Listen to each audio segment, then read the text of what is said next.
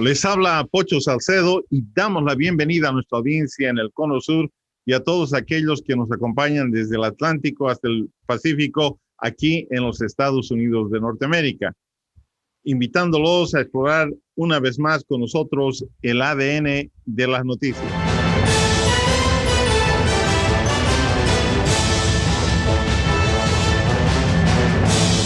Más de 75 años atrás, todavía la decisión de detonar sendas bombas atómicas en Hiroshima y Nagasaki, Japón, por parte de los Estados Unidos hacia los finales de la Segunda Guerra Mundial, es una decisión controversial y sujeta a intenso debate. ¿Cuál es el límite del uso de bombas atómicas o nucleares? ¿Qué lecciones aprendimos de ese evento único en la historia de la humanidad que va a agosto de 1945? Hoy tenemos con nosotros un invitado calificado y reconocido internacionalmente como autoridad en este tema, argumentando que existían otras opciones a las de explosionar dos bombas atómicas sobre las ciudades japonesas. El tratamiento de este tema es complejo y lo hemos dividido en 2 episodios. En el próximo programa, un experto en historia militar argumentará la posición que señala que el utilizar bombas atómicas eran la única opción real para provocar la rendición de Japón. Son episodios que no se los puede perder. Y desde Chicago, Illinois, el doctor Ward Wilson. Dr. Wilson, welcome to the show. Thank you. It's a great pleasure to be here, Pocho. Ward Wilson is widely acknowledged as the leading source of innovative pragmatic arguments against nuclear weapons in the world today. He has been a senior fellow at the James Martin Center for Nonproliferation Studies, the British American Security Information Council, and the Federation of American Scientists. He is currently the executive director of Realist Revolt, a grassroots advocacy organization in the Chicago area. He is an award-winning writer, who has been published in anti-nuclear, military and foreign policy journals, as well as in the Chicago Tribune, the New York Times, the Wall Street Journal, and others. He has spoken in 23 countries on 6 continents, at the Pentagon, the French National Assembly, the United Nations, the U.S. State Department and many prestigious universities. And we're going to bring ourselves to 1945, the last year of the war, and your view. What was the status of the war, particularly as far as the conflict with Japan is concerned? Well, Japan had largely lost the war. They had been defeated in a series of naval battles, been defeated in land battles. They'd lost islands. The United States had a submarine blockade around the Japanese home islands so that no supplies could get in or out, and Japan didn't have fuel for its ships. It had limited fuel for its airplanes. The United States was carrying out a massive campaign of city bombing. We bombed 66 cities with firebombs over the course of the summer months of 1945. And the war in Europe was over. And the US was gathering resources to invade Japan. Probably the Japanese didn't know, but they estimated sometime in November, which was correct. And the Soviet Union, of course, was neutral. They'd signed a neutrality pact with Japan 5 years earlier. So Japan was largely beaten. The Americans expected them to surrender, but they stubbornly were fighting on. From your understanding, the decision to use atomic power and to drop 2 bombs over the cities of Hiroshima and Nagasaki, how did that decision come about? Was that under severe pressure at the time? What were the circumstances? Well, the United States had had this program, very secret. They'd spent $2.2 billion in 1940s dollars, so a lot of money at stake. And when the bomb was ready to be dropped, they had a committee that decided on 4 or 5 different possible targets. And they telegraphed or sent a cable to Truman, who was in Europe, and said the bomb test was successful and we're ready to go. And do you approve that we go ahead with our plan that we've already had? And he said, yes. He was a new president. He'd only become president that spring. And he basically ratified a decision that had already been made. Well, a common view is that the use of atomic bombs was the only real option at that point in history. Dr. Tom Lewis, a military historian and author of The Atomic Salvation, will be our guest in the sister episode, but he said this. If the atomic weapons were not used, a conventional assault on Japan would have been necessary in 1945. It would have killed up to 30 million people, most of them Japanese militia defenders, with the war continuing until their fighting capability was destroyed. There was no alternative. The USSR would have been a useless invasion ally, and delay meant a never-ending stream of deaths in Japanese-held territories and in the Allied war machine. Around 300,000 POWs would have been executed as Japan turned all of its forces to resistance. The A-bombs, although brutal, prevented all of that. Well, it's a reasonable, it's a plausible explanation of the facts, but I think it's wrong. First of all, the 32 million casualties is an estimate. Obviously, no one knows. Estimates are estimates, and you can't know what's right or wrong because it's just somebody's best guess. But all of the experts that I read and looked at, the military experts and so on, say that the casualties would have been much smaller. So I don't know where he gets a figure like that. He's estimating that half as many people would have died in the invasion of Japan as were killed in the rest of World War II total, since the total is somewhere between 60 and 70 million killed in World War II in Europe, in Africa, in Asia, over the entire world.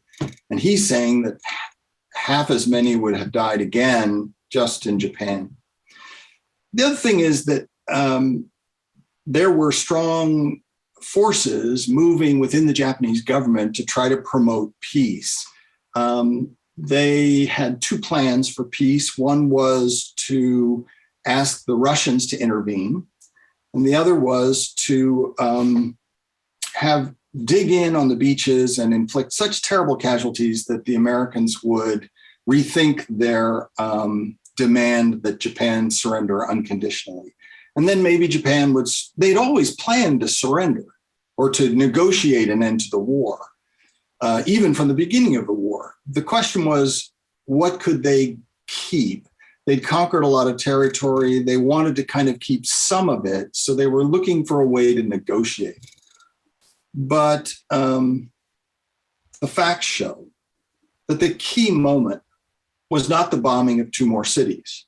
As I said, we'd been bombing Japan all summer long. And if the destruction of a city was going to cause them to surrender, why didn't they surrender when Toyama was 99.5% destroyed? Toyama, a city the size of Chattanooga, Tennessee at that point. Why didn't they just surrender in March, on the night of March 9th, 10th, when the United States bombed Tokyo and killed more people than were killed at the bombing of Hiroshima or Nagasaki? If you graph the destruction at Hiroshima against the other 66 cities that were bombed conventionally, Hiroshima is second in terms of number of people immediately killed. If you graph the square mileage destroyed, Hiroshima is sixth. If you graph the percentage of the city destroyed, Hiroshima is 14th. And the fact is, no country has ever surrendered because a city was bombed. Russians didn't surrender when Stalingrad was flattened. The Germans didn't surrender when Hamburg and Dresden were flattened. The British didn't surrender when London and Coventry were attacked. Wartime leaders take civilian losses in stride. And if you don't believe that, think about what Chiang Kai-shek did.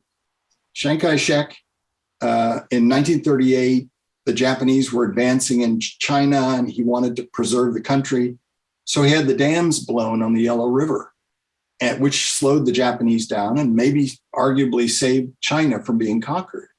It also drowned 500,000 Chinese civilians. By his own order, he killed 500,000 people. of his own. Leaders in wartime are not concerned with civilian casualties. And the reaction of the Japanese leadership shows how they thought. So the Soviets declare war on the night of August 8th, 9th, midnight on August 8th, just the day before we bombed Nagasaki. And you can tell what the decisive event is by the way Japan's leadership responds.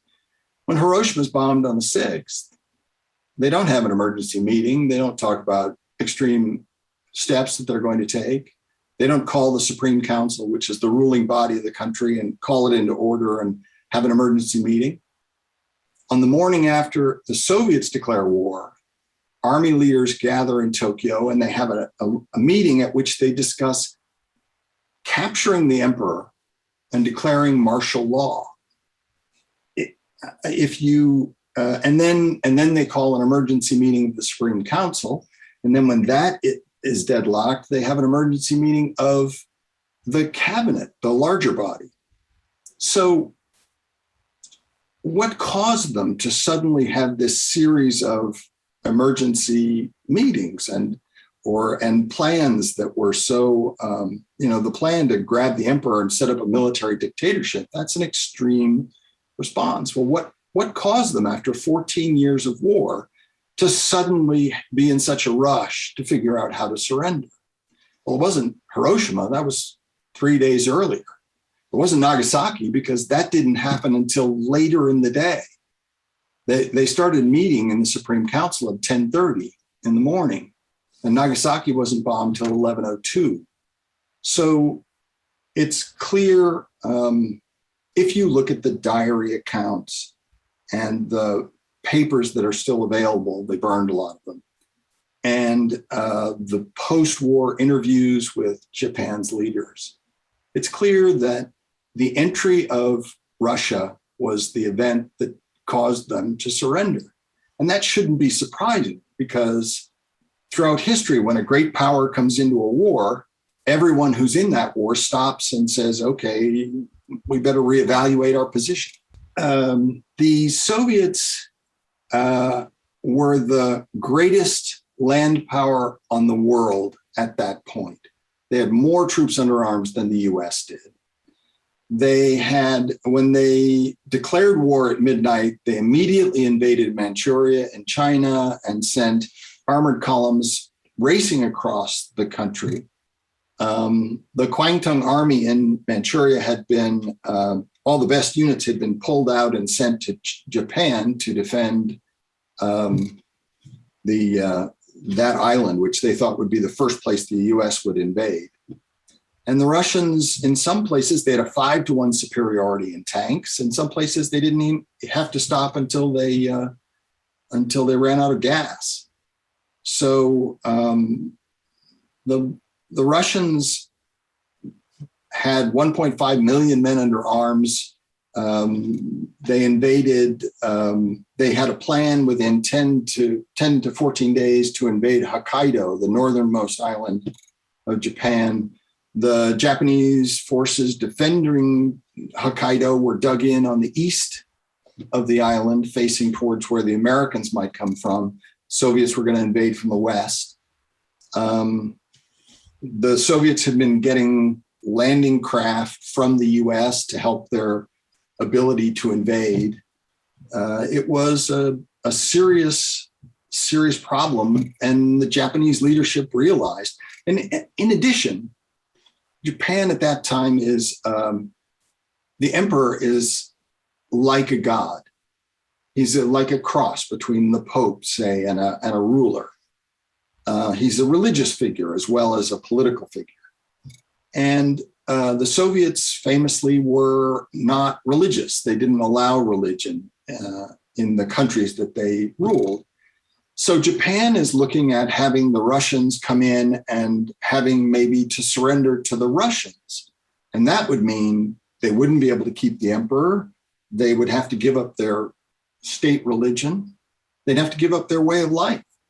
The Americans are kind of nice Western liberals, and they might let the Japanese keep their way of life.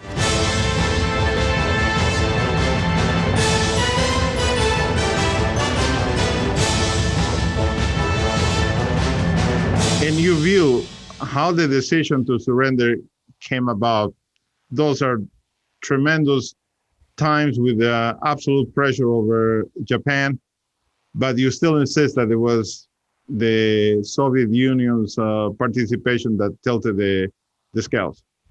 So, the first atomic bomb was dropped on Monday and the second on Thursday, but the emergency starts on Thursday morning, and they go through several options. They have the Supreme Council, but it's deadlocked because the Supreme Council is 6 guys, 2 of them civilians, the prime minister and the foreign minister, and 4 military. So it's hard. And the military, even though the bomb has been dropped, they don't want to surrender. So they go to the cabinet and they have a cabinet meeting, which in theory could overrule the Supreme Council. But the cabinet's deadlocked because if anything, they get word during the cabinet meeting that Nagasaki's been bombed, and it doesn't change anyone's opinion at all. The cabinet remains deadlocked. So it's difficult to say that the bombing had any significant impact on Japanese decision-making, at least based on the record. And finally, they decide late in the night that they'll have a meeting with the emperor, which is very rare. And the emperor says, gives a little speech. It's probably 1 a.m. at this point. And he says, I love my soldiers and I love my generals, but we have to surrender. And if you read his speech from the point of view that he's talking about, so people often say, so then they decide to surrender. The emperor sends out a radio message, pre-records a message. It's sent out over the radio on the 15th when the negotiations are finally finished. And he says, we have to surrender because the enemy has a most cruel new bomb. And a lot of people who think that the bomb won the war point to this and say, the emperor said the bomb won the war. How can you say otherwise? How can you say it was the Russians? And it's true. In the radio address addressed to civilians, the emperor points to the bomb, not by name, but by implication. But 2 days later, he sends out, and this is an official imperial rescript, a particular form of official pronouncement by the emperor. And 2 days later, he sends out a second rescript to the army and navy forces of Japan. And in that second rescript, he says, we have to surrender because the Russians have come into the war. He doesn't mention the bomb at all. So the notion that he says that they have to surrender because of the bomb is contradicted by the emperor himself. It seems like what he's doing is he's saying, okay, civilians care about being bombed, so I'll talk about being bombed as the reason we have to surrender to them. Soldiers understand strategic balance, so I'll talk about the Russians coming into them. So the spirit of the fighting spirit of the Japanese was all over, impregnated every area of society. The tradition that the army had, from kamikazes to everything under the sun, and so did the civilians. I read accounts of young people being ready to fight with spears and all that against the American or Russian invasion. It's hard to imagine that to the announcement of the Soviets coming, everything would have changed radically. Well, it's interesting that the meeting at which the Supreme Council issued that call to civilians to fight with whatever weapons they had, and if they had no weapons, to sharpen a piece of bamboo and use that, is a June meeting of the Supreme Council where they're talking about the future of the war. And at that same meeting, they say explicitly the continuation of the war depends on the neutrality of Russia.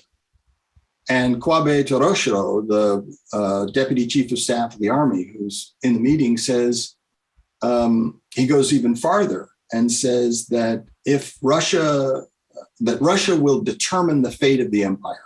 That if the Russians join the war's over. So as early as June, Japan's leaders had said, we can't go on if the Russians invade.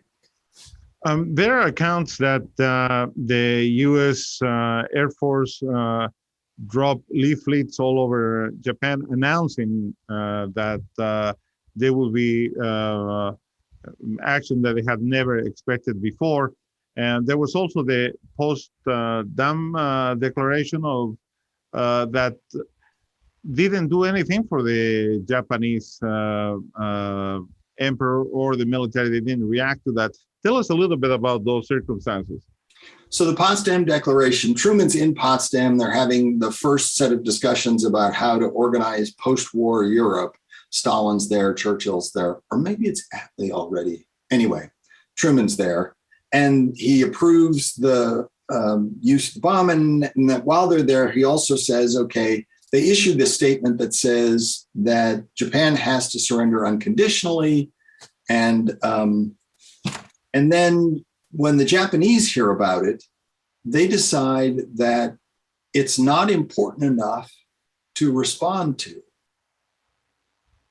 Because I don't know, they don't seem to think their negotiating strategy was they were going to get, so it's useful to know a little Japanese history. Japan had a war with Russia at the turn of the century, the Russo-Japanese War. And at the end of that war, the Japanese appealed to Teddy Roosevelt, the president of the United States, to arbitrate the dispute. And the Russians and the Japanese sent people to New England, where Roosevelt was at his summer cottage, and they had a meeting and they eventually settled the war. So the Japanese are going to try the same thing. They send a message. They send a message to their ambassador in Moscow and say, meet with Molotov as soon as you can, the foreign minister, and tell him that we want the Russians to mediate our dispute and help us end the war. They don't know that the Russians have agreed months earlier at the meeting in Tehran when FDR and Stalin and Churchill meet, that the Russians have agreed to enter the war 6 months after the surrender in Europe. And so the Japanese are hopeful that eventually they'll get Stalin. They'll say, we'll give you some territory. We'll give you some of China. You help us mediate with the US. One of the things that the Soviet invasion does that the bombing doesn't do is it wipes out those hopes. Here, your one hope for mediation, now Stalin can't mediate because he's a participant in the war. He's come in on the other side. We go forward, Ward, and what are those lessons that we have learned and those lessons that we have not learned from the use of such a devastating power? There are thousands of nuclear weapons throughout the world now in many countries. What is your assessment of what has been learned and what we just didn't care to learn? It's a great question. The United States jumps on the Japanese surrender.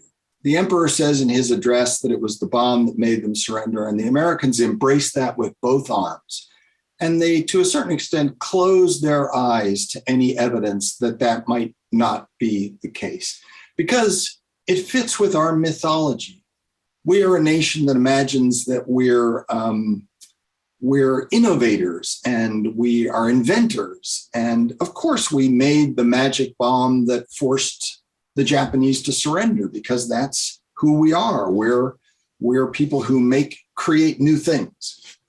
And so we decide that nuclear weapons are the new currency of power. They're the thing that you have to have in order to be a great power.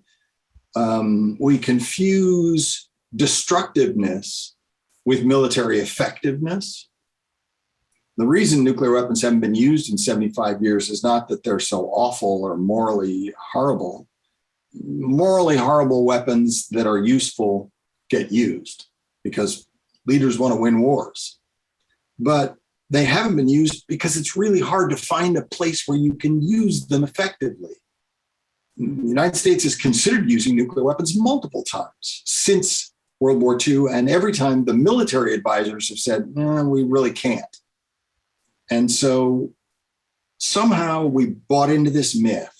And the Japanese said, we're happy to have the bomb be the reason they lost the war, because what was their alternative? Were they going to say, yeah, we lost the war because we weren't very brave and we made stupid decisions and the Army and the Navy could never coordinate on attacks and all that? They weren't going to say that. They loved having the chance to say, we lost the war because the enemy made this amazing scientific breakthrough and no one could have predicted it. So we lost the war, but it wasn't our fault. And so the bombing works for both the Americans and the Japanese, and the bomb inflates and inflates and inflates. The reputation gets bigger and bigger. And then, what happens with the bomb is what happens with all currencies of power, with battleships and mounted knights and chariots. Everybody's racing to get them around the world. And in the 80s, we kind of cut back a little bit and became more sensible. But still, fundamentally, people believe in the myth of nuclear weapons, that they're these great weapons, when in fact, if they were great weapons, we'd have used them. And the fact that we haven't used them is pragmatic evidence that they're too big and too blundering and too clumsy and spread too much poison to be all that useful. Well, we thank you very much for joining us today. I hope that, as it did to me, to the audience, pique interest on exploring all those stories that we have not heard in our history books, and decide by ourselves if the new evidence really weighs in favor of having an option to the use of nuclear bombs in Nagasaki and Hiroshima. Thank you very much for this time, and I really hope to have you back in the show sometime soon. Thank you, Pacho. It's just great to be on a show that looks behind the news and examines the DNA of the news. I appreciate it. Thank you.